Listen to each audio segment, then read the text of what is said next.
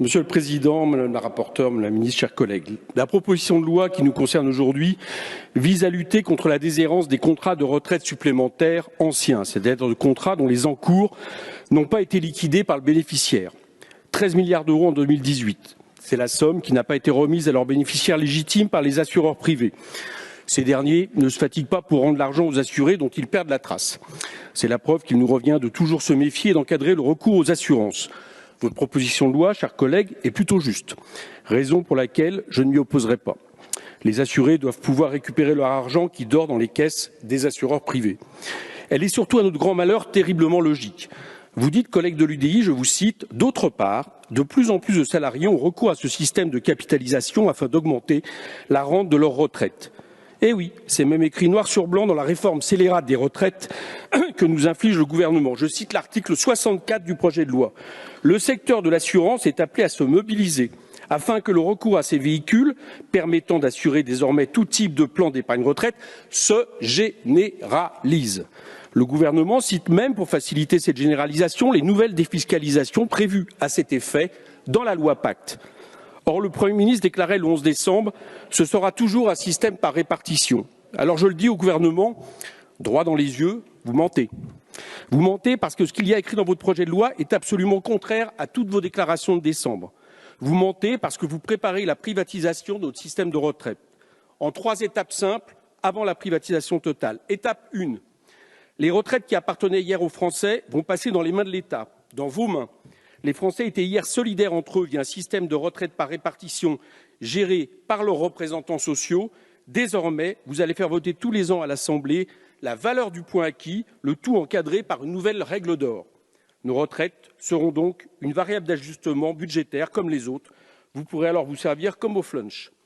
Étape 2. Vous appauvrissez les Français en baissant les pensions de retraite pour les forcer à aller vers des complémentaires privés. Ce brigandage est d'ailleurs public, reconnu. Une publicité de l'assureur AXA affirmait par exemple récemment que les retraites allaient baisser et qu'il faudrait donc souscrire à des plans d'épargne retraite privés pour compenser. Vous voyez, il ne se cache même pas. Étape 3. Vous ouvrez les premières vannes vers le privé. Vous organisez la fuite vers le privé des plus hauts salaires du pays. À partir de 10 000 € par mois, on ne cotisera plus qu'à hauteur de 2,8 %. Cette mesure, Madame la Ministre, va coûter 72 milliards d'euros à notre système de retraite entre 2025 et 2040, soit plus de 5 fois le montant du soi-disant déficit qui provoquerait, soi-disant, la mort de notre système actuel. Ce sont les fameux coûts de transition que vous admettez, mais dont nous, parlementaires, n'aurons même pas le droit de connaître le montant avant de légiférer. Je sais pourquoi vous voulez précipiter les Français dans le gouffre des retraites par capitalisation. C'est parce que les assureurs privés murmurent à vos oreilles complices qu'il serait plus rentable pour les Français de financiariser leurs retraites. Vous êtes en réalité lobotomisé par BlackRock, Natixis ou AXA. Mais désolé de vous l'apprendre, tout montre que le privé, c'est toujours plus cher. Car dans un système de retraite privé, on paye pour bien des choses inutiles. On paye pour la publicité, car les assureurs se bouffent entre eux. On paye les salaires indécents des grands patrons. On paye surtout les dividendes des actionnaires. On paye, en échange de quoi?